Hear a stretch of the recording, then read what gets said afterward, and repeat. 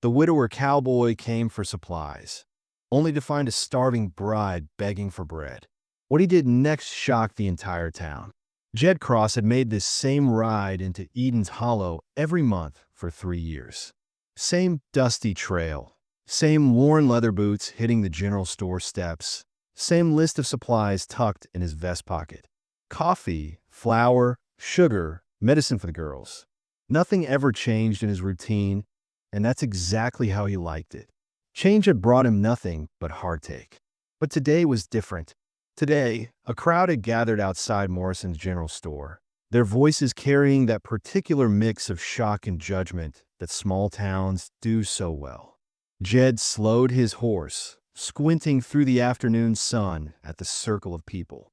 Mrs. Henderson was there with her shopping basket, shaking her head like she'd seen something scandalous. Young Tom Miller stood on his tiptoes, craning his neck to see over the adults. Even old Doc Patterson had abandoned his usual spot on the porch to join the commotion. Jed dismounted, his curiosity getting the better of his desire to avoid town gossip.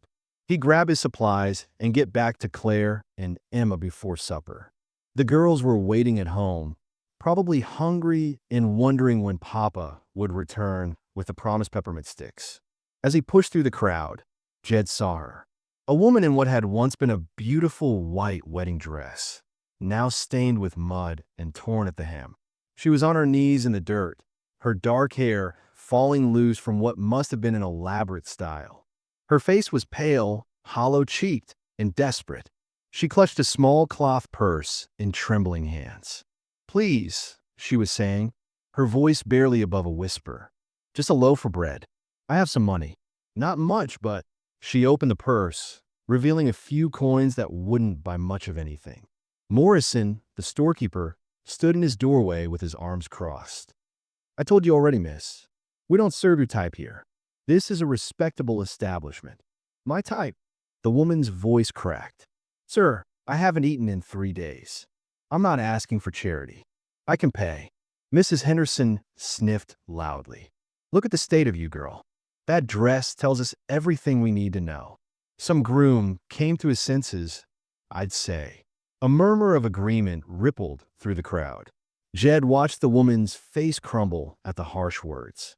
She looked around at the circle of judgment surrounding her, and he saw something in her eyes that reminded him of a wounded animal. Trapped, desperate, but still fighting to survive. 3 days, she repeated, more to herself than anyone else. "Please, God, just a piece of bread." That's when Jed stepped forward. The crowd parted slightly as he moved through them, his boots crunching on the dirt. He was a tall man, weathered by years of ranch work and grief, and when he spoke, people listened. "Morrison," he said simply, "give a lady a loaf of bread. Put on my account." The storekeeper's eyebrows shot up. "Now, Jed, you don't want to get mixed up in this. You've got your reputation to think of. And those girls of yours." I said, "Put on my account." Jed's voice carried a quiet authority that brooked no argument. He'd used that same tone to calm spooked horses and settle disputes between neighboring ranchers. It worked just as well on stubborn storekeepers. Morrison disappeared into the store, muttering under his breath. The crowd began to whisper among themselves, shooting disapproving looks at Jed. He'd just broken an unspoken rule of their community, and everyone knew it. Mrs. Henderson stepped closer, lowering her voice, but not enough to keep others from hearing. "Jed Cross, what would Anna think? Getting involved with a woman like this?" At the mention of his dead wife's name, Jed's jaw tightened, but he didn't respond. He simply waited as Morrison returned with a wrapped loaf of bread and handed it reluctantly to the woman. Her hands shook as she took it, tears streaming down her dirt-stained cheeks. "Thank you," she whispered, looking up at Jed with eyes full of gratitude and something else. "Hope, maybe. I don't know how to repay you." "No need," Jed said quietly. He could feel the weight of the town's stare, their judgment pressing down on him like a heavy blanket. But he'd made his choice. The crowd began to disperse, their entertainment over. They went back to their shopping and their gossip, already weaving this story into the tapestry of small-town scandal. Jed watched them go, then looked back at the woman who was still kneeling in the dirt, clutching the bread like a lifeline. "Come on," he said, extending his hand to help her up.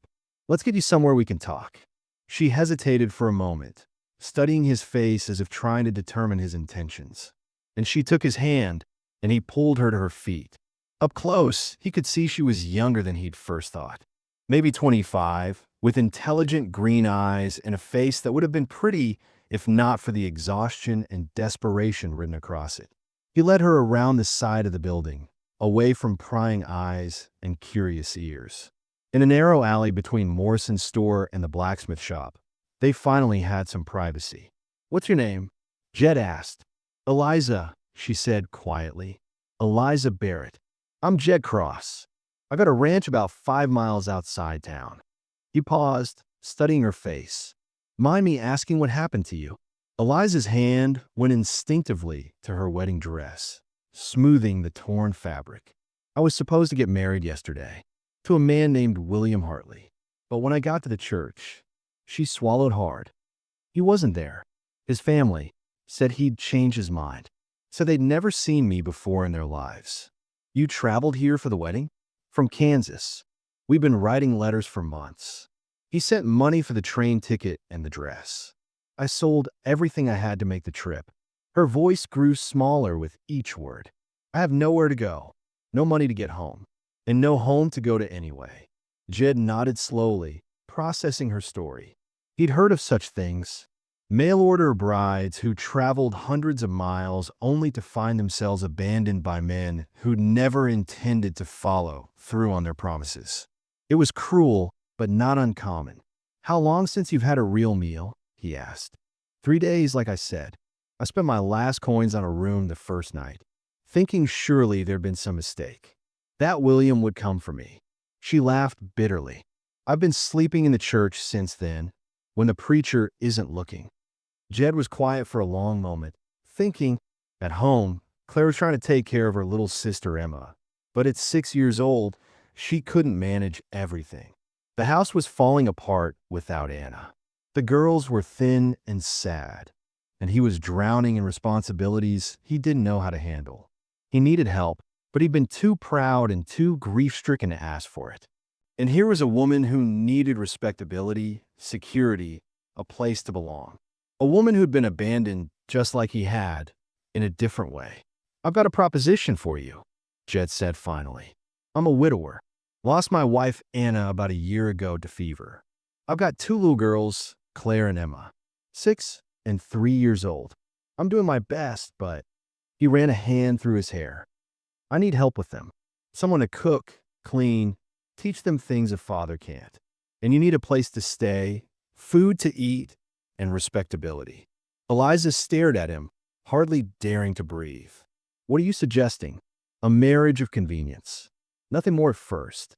Just 2 people helping each other out of a difficult situation. You'd have a roof over your head and my name to protect you. I'd have help with my girls and my household." He paused, making sure she understood. "It wouldn't be a real marriage right away. You'd have your own room, your own space. But to the town, to my girls, you'd be my wife." "Mrs. Cross." The offer hung in the air between them like a lifeline thrown to a drowning person. Eliza clutched the bread tighter, her mind racing. A stranger was offering her salvation, asking nothing more than help with his children in return. It seemed impossible, too good to be true. She looked at this man who'd stepped out of the crowd to help her when no one else would. His face was kind but weathered, marked by grief and hard work. His hands were calloused but gentle. His eyes held a sadness that matched her own. "Your girls," she said slowly. "What would they think of a stranger coming into their home?" "They're hurting," Jed admitted. "Emma hasn't spoken more than a few words since her mama died. Claire's trying to be strong, but she's just a little girl. They need someone who can love them, care for them proper. Someone who understands what it's like to lose everything." Eliza felt tears threatening again. Here was a man offering her not just shelter and food, but purpose, a reason to wake up in the morning. Children who needed her. She looked at this stranger offering salvation, Knowing one word could change everything. But as she opened her mouth to answer, neither of them knew the storm that was already heading their way. But winning over two grieving children would prove harder than facing down the entire town. The ride to Jed's ranch passed in nervous silence. Eliza perched sideways on his horse behind him, still clutching that precious loaf of bread. She could feel the warmth of his back against her hands where she held on, could smell the honest scent of leather and hard work that clung to his clothes.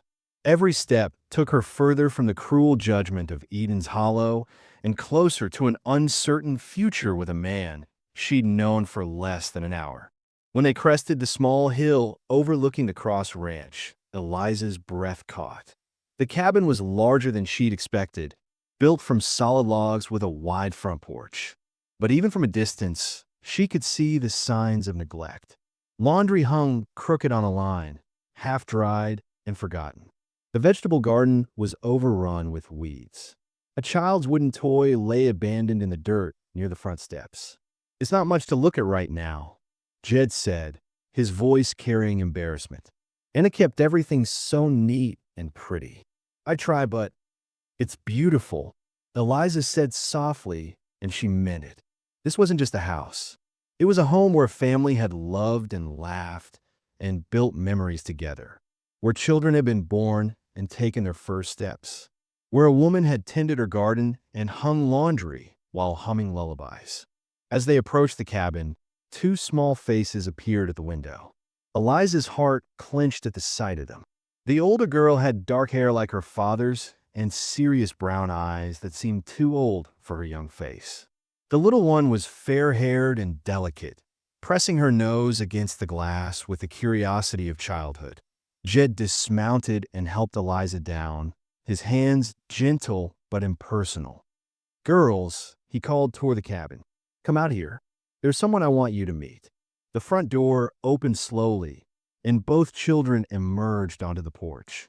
The older girl held her sister's hand protectively, her stance wary. Eliza could see Anna in both of them, especially in the graceful way they moved. But Emma had inherited her father's strong jawline. "This is Miss Eliza," Jed said carefully. "She's going to be staying with us for a while, helping take care of things around here." Claire, the 6-year-old, studied Eliza with sharp eyes. "Are you going to be our new mama?" The directness of the question caught both adults off guard. Jed cleared his throat. "Claire, that's not. We'll talk about all that later. Right now, Miss Eliza is tired and hungry. Can you help me make her feel welcome?" 3-year-old Emma said nothing, just stared at Eliza with wide blue eyes. The child hadn't smiled once since they'd arrived, and there was something heartbreaking about her stillness. "Hello, Claire." "Hello, Emma," Eliza said gently, kneeling down to their level. "Your papa tells me you're very good at taking care of each other." Claire lifted her chin proudly. "I take care of Emma. I make her breakfast and brush her hair and tell her stories when she has bad dreams." "That's a big job for someone your age," Eliza said admiringly. "You must be very responsible." Something in Claire's rigid posture softened slightly at the praise. "I have to be. Papa's always working, and Emma gets scared sometimes." Eliza reached into her small bag and pulled out the bread Jed had bought her. She broke off a piece and offered it to Emma. "Would you like some bread? It's very good." Emma looked at the bread, then at her father, then back at Eliza. Slowly, she reached out and took the offered piece. When she bit into it, Eliza saw the first hint of a smile cross the little girl's face. "She likes it," Claire observed, surprise evident in her voice. "Emma doesn't eat much anymore. Not since Mama. Since Mama went to heaven," Jed finished quietly. "Come on, let's all go inside. I'll show Miss Eliza where she can freshen up." The interior of the cabin told the story of a family struggling to hold together. Dishes sat unwashed in the basin. Children's clothes were scattered across furniture. Dust motes danced in the afternoon sunlight, streaming through windows that hadn't been cleaned in months. But underneath the neglect, Eliza could see the bones of a beautiful home. Anna's presence was everywhere. In the carefully chosen curtains, now hanging crooked, in the family photographs displayed on the mantel, in the children's artwork still pinned to the kitchen wall. Most of all, in a rocking chair by the fireplace where a woman had once nursed babies and mended clothes and watched her family with loving eyes. "Your room's back here," Jed said, leading her down a short hallway. He opened a door to reveal a small but comfortable space with a single bed, a washstand, and a window overlooking the garden. This was Anna's sewing room. "I thought, well, it seemed right. It's perfect," Eliza assured him, setting down her small bag.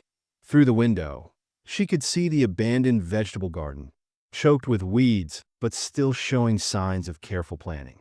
Tomato stakes stood like sentinels over withered plants. A trellis that had once supported climbing beans now held only brown vines. That evening, Eliza insisted on cooking supper. She found the kitchen barely stocked, with only the basics Jed had managed to keep on hand. But she worked magic with what little there was, creating a simple but nourishing meal of beans, cornbread, and the few vegetables she'd managed to salvage from the garden. The girls ate with an enthusiasm that broke her heart. When had they last had a proper meal? Claire cleaned her plate and asked politely for seconds.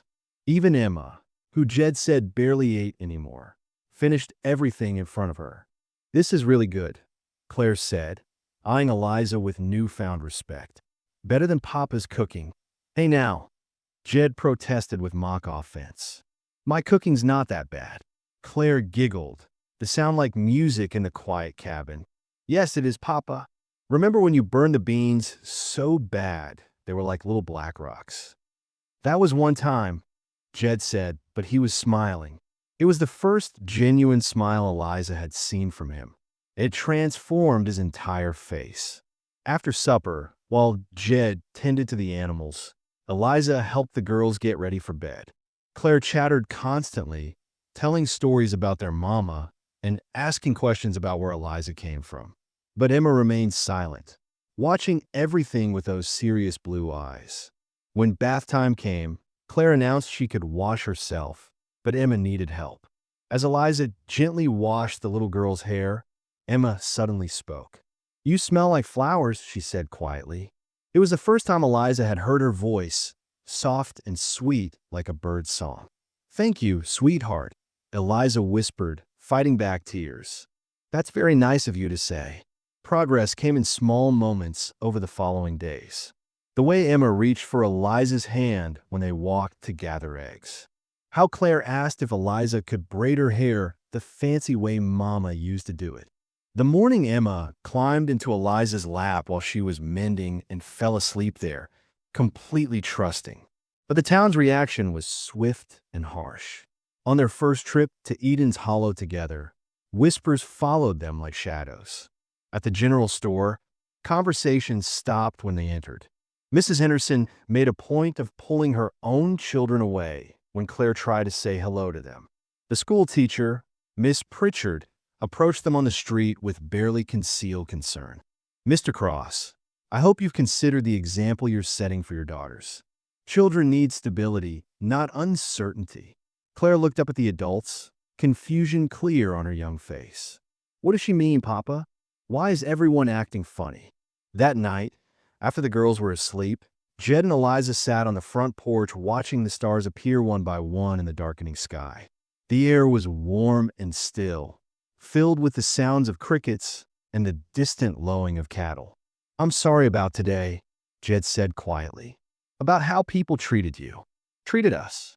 "You have nothing to apologize for," Eliza replied. "You saved my life.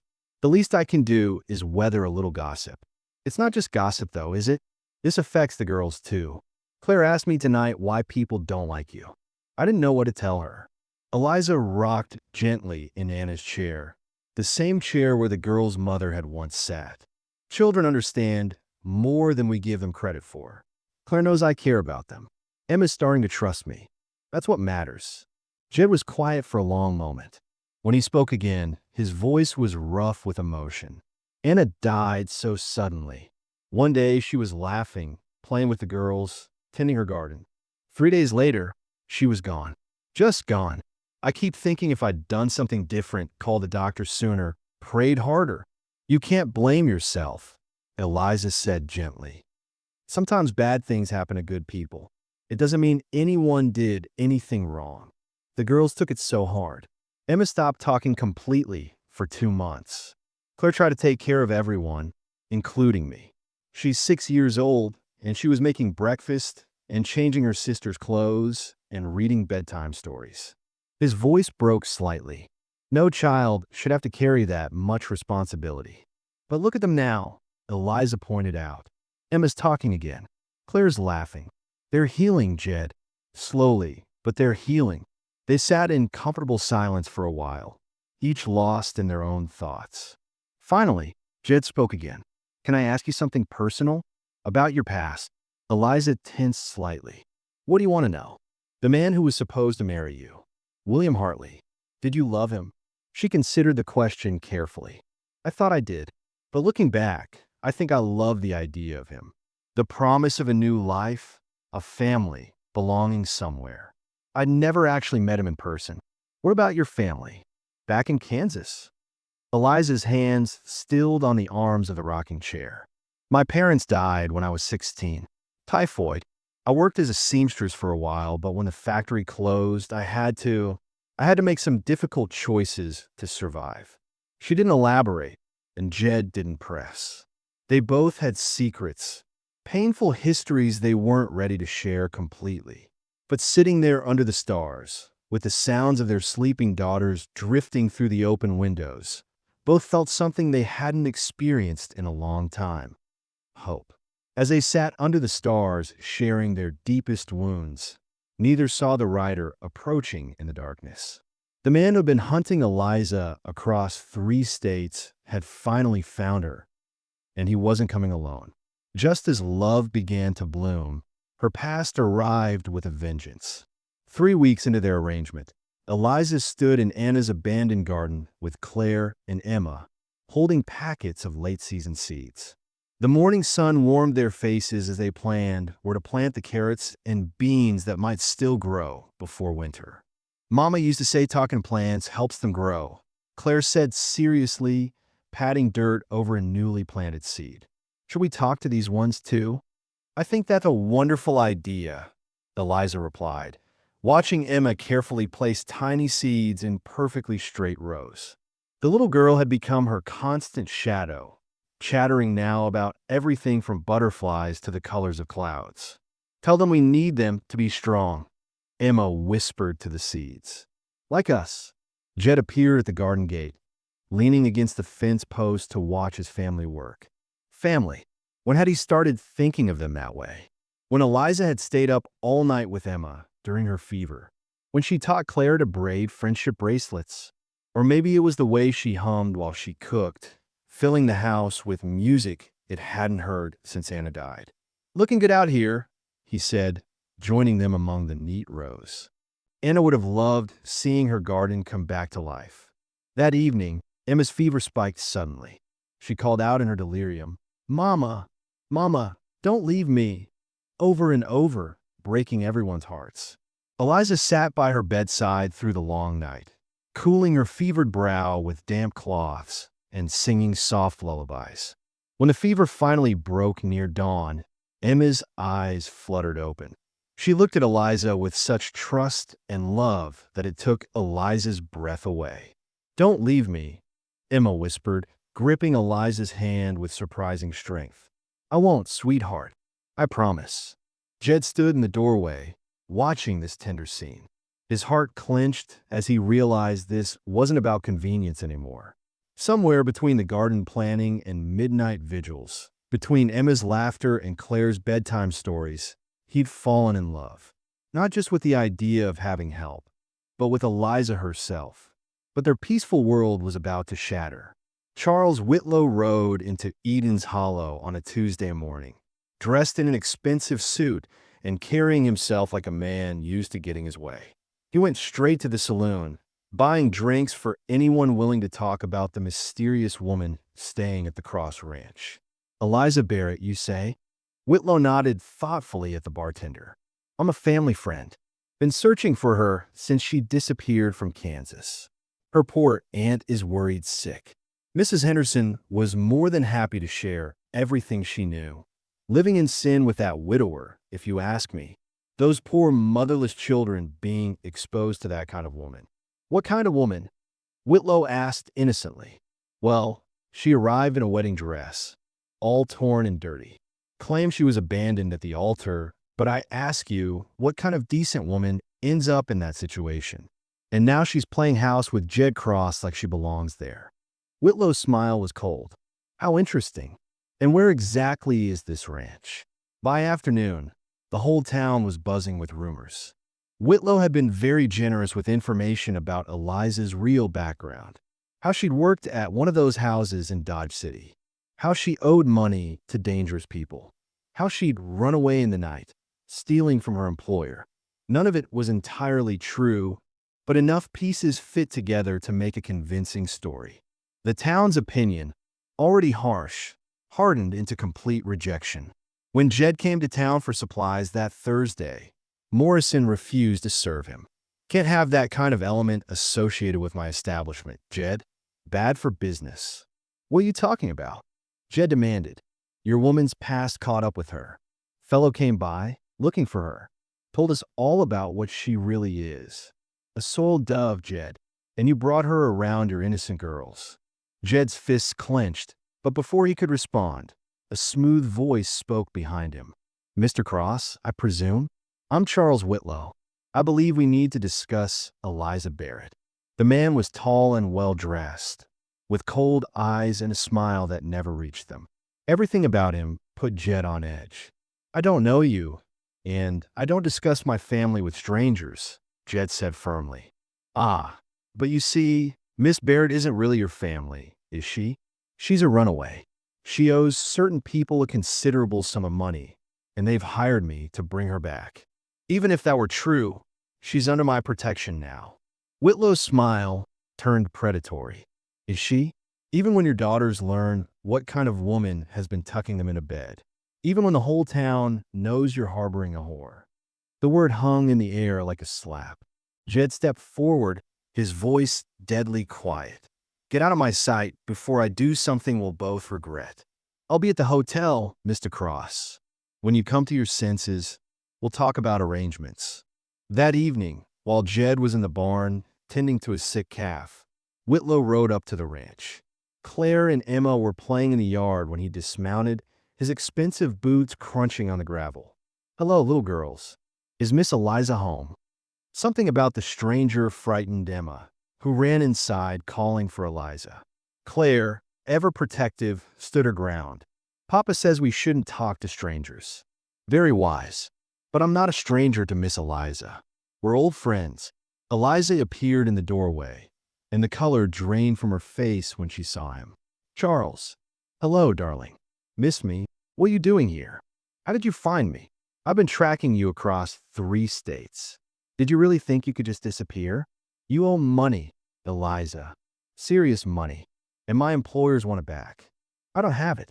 You know I don't have it. Then you'll have to come back and work it off. Like we agreed. Claire looked between the adults, sensing danger.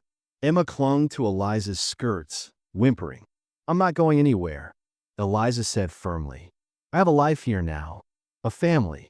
Whitlow's laugh was ugly. A family? These people don't know what you really are. But they will. Unless you come with me quietly, I'll make sure everyone in this godforsaken town knows exactly where Eliza Barrett spent the last 2 years. You can't prove anything. Can I? He pulled out a daguerreotype. Even from a distance, Eliza could see it was from the brothel, showing her in the kind of dress that left no doubt about her former profession. 1 week, Eliza. Pack your things and meet me in town, or I start showing this around.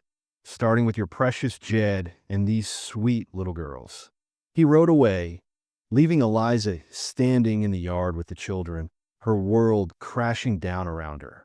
When Jed returned from the barn, he found her packing her few belongings with tears streaming down her face. What's wrong?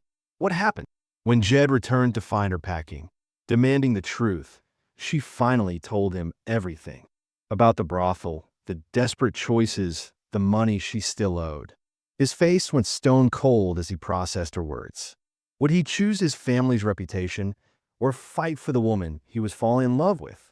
The town meeting would decide their fate, but Anna's hidden secret would change everything.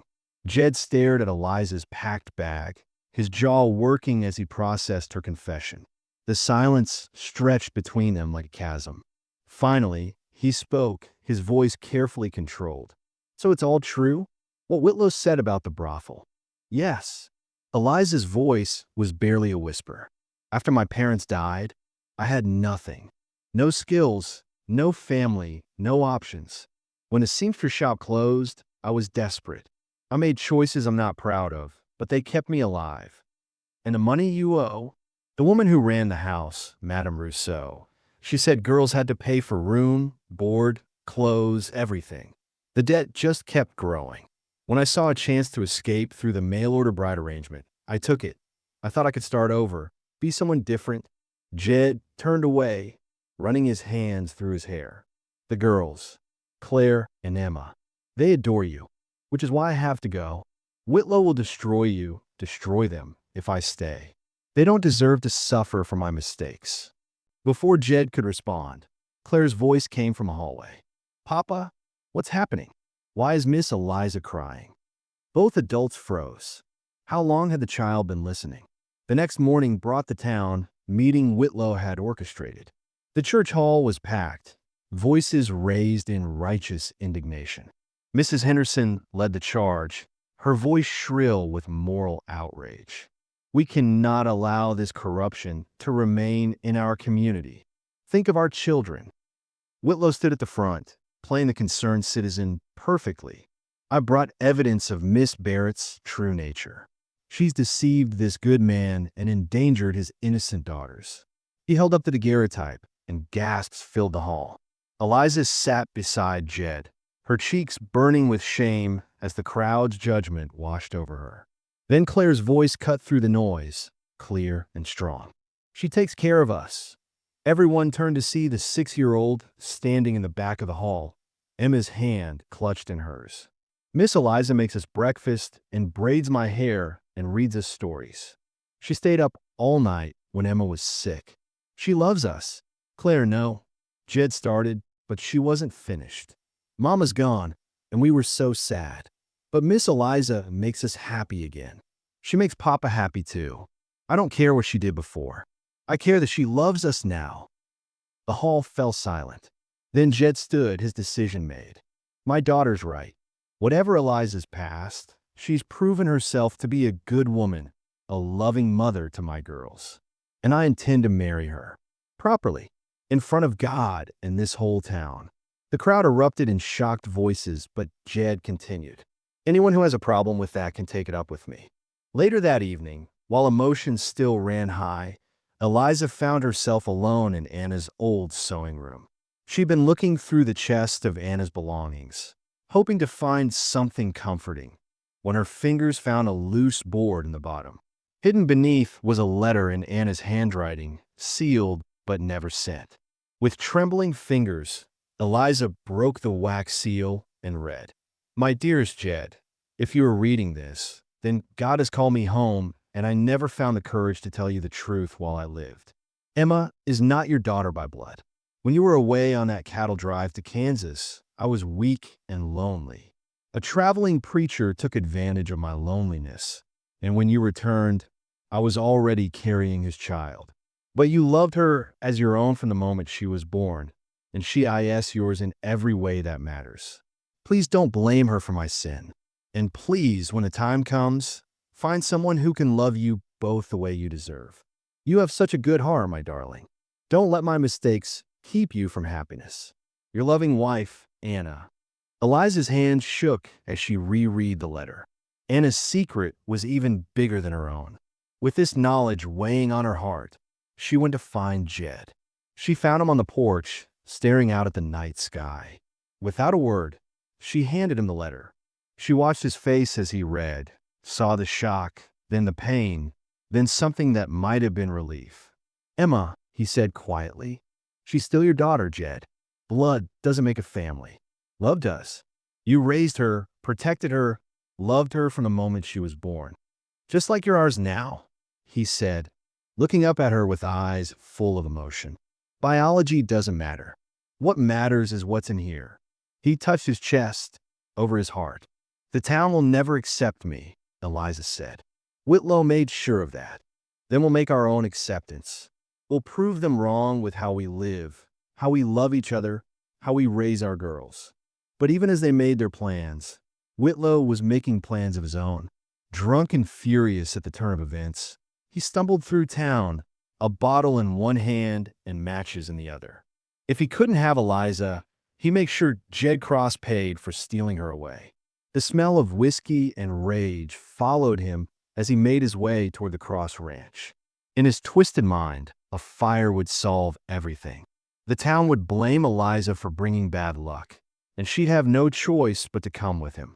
As the family slept peacefully for the first time in weeks, believing their troubles were behind them, smoke began curling under the barn door. Whitlow's drunken rage had lit more than just a fire. He'd ignited a night that would either destroy them all or prove Eliza's true worth to everyone watching.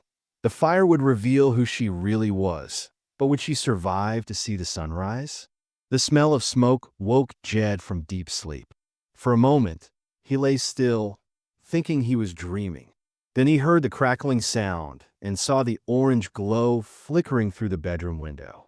"Fire!" he shouted, leaping from bed. "Eliza, girls!" The barn was already engulfed in flames, and the wind was pushing the fire toward the cabin. Jed ran to wake the children, while Eliza grabbed what she could: blankets, water, anything that might help.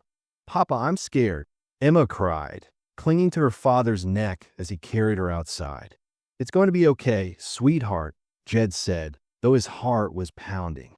Years of work, all his equipment, his livelihood, it was all going up in smoke.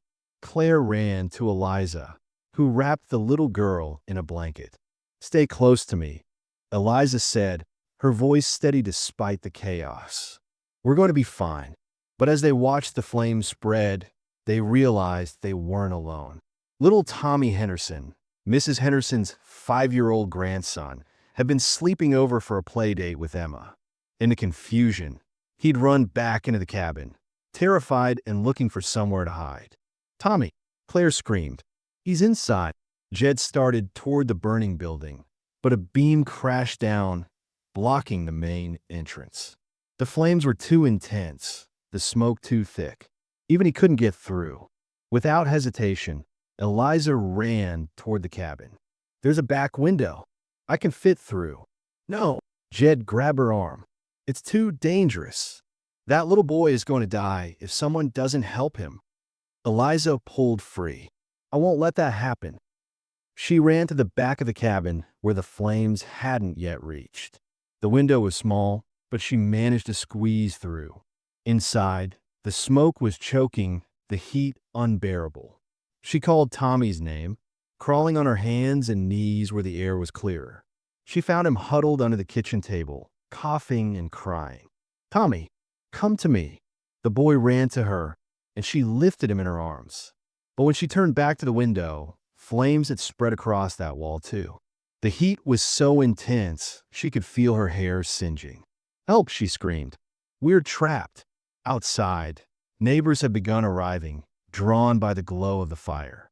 Mrs. Henderson stood frozen in horror, watching smoke pour from the cabin where her grandson was trapped. Other townspeople formed a bucket brigade, but it was too little too late. Jed grabbed an axe and began chopping at the back wall of the cabin, desperate to reach them. Other men joined him, working frantically as the flames grew higher. Finally, they broke through. Jed reached in and pulled Tommy out first, his small body limp but breathing. Then he reached for Eliza, who collapsed into his arms, her dress burned, her hands blistered, but alive. Dr. Patterson worked over both of them while the townspeople watched in stunned silence. The woman they'd scorned and judged had just risked her life to save one of their children. Mrs. Henderson knelt beside Tommy as he coughed up smoke, tears streaming down her face.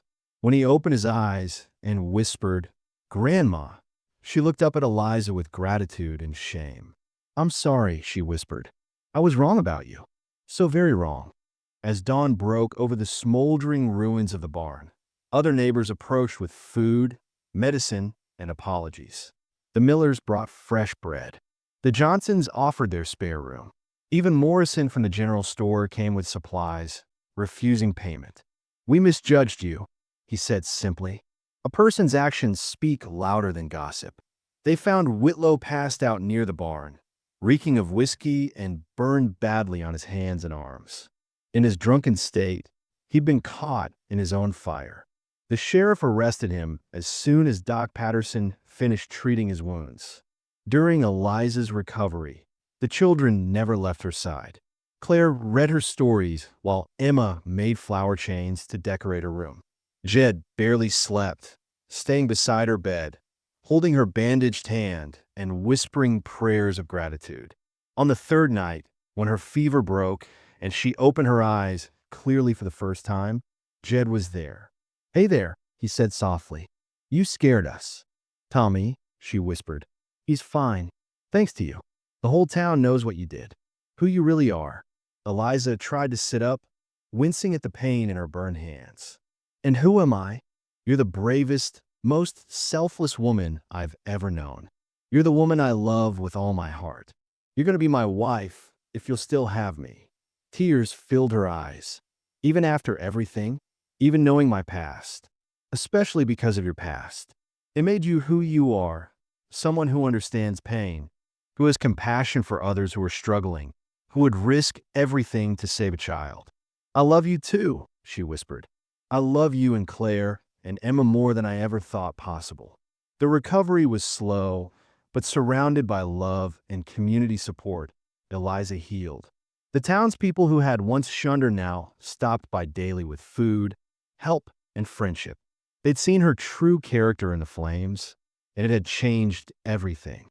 As she recovered in Jed's arms, surrounded by the children who adored her and the community that now embraced her, one question remained. Could a love born from desperation truly last a lifetime? The answer would come on their wedding day, when she would make a promise that would echo through generations. Their wedding would be just the beginning of a love story that changed an entire town.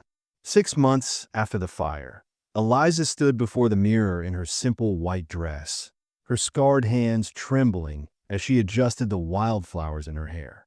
The burns had healed, leaving only faint marks that Jed called badges of courage. "You look beautiful, Miss Eliza," Claire said, carefully arranging the dress's hem. At 7 now, she'd grown into Eliza's devoted helper and biggest supporter. "The prettiest bride ever," Emma added, her sweet voice filled with excitement. The little girl had chosen to call her Mama Eliza, to honor both the mother she'd lost and the one she'd gained.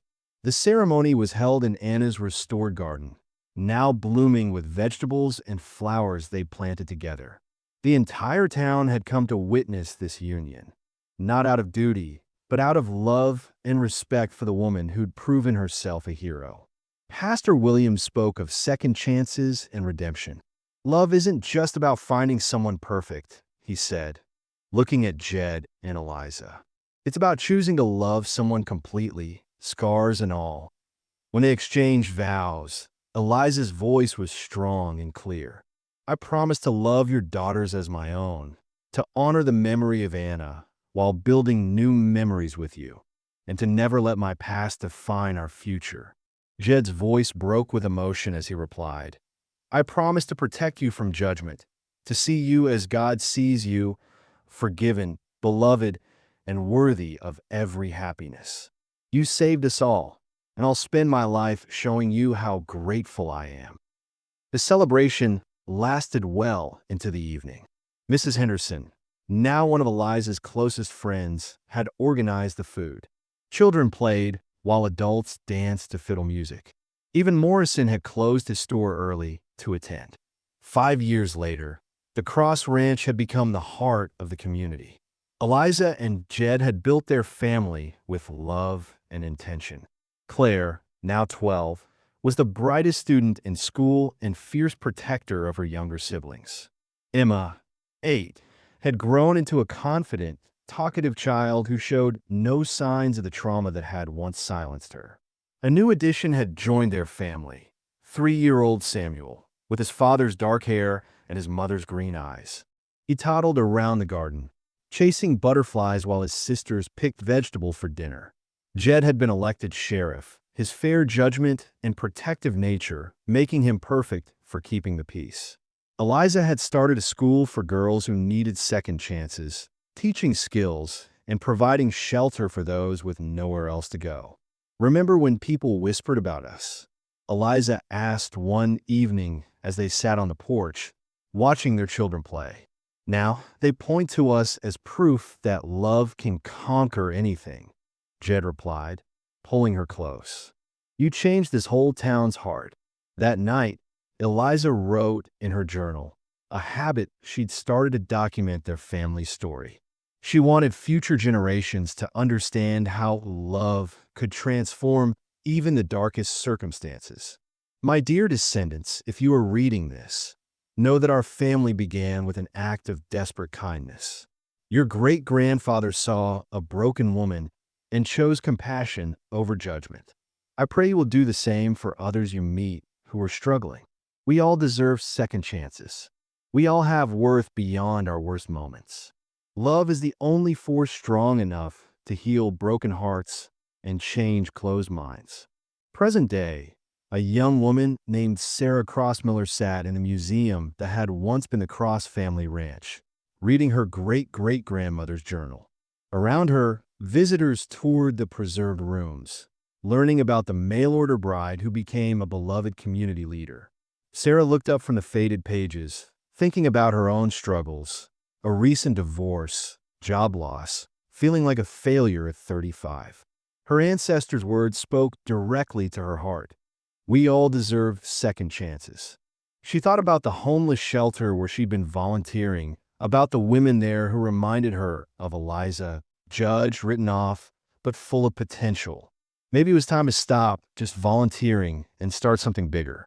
As she prepared to leave, Sarah read Eliza's final entry one more time. "If my story teaches anything, let it be this: one act of kindness can change everything. One person willing to look past someone's worst moment and see their true heart. One decision to love without conditions. That's all it takes to transform a life, a family, a whole community." The question isn't whether people deserve second chances. The question is, will you be the person brave enough to offer one? Sarah closed the journal and walked outside into the afternoon sun.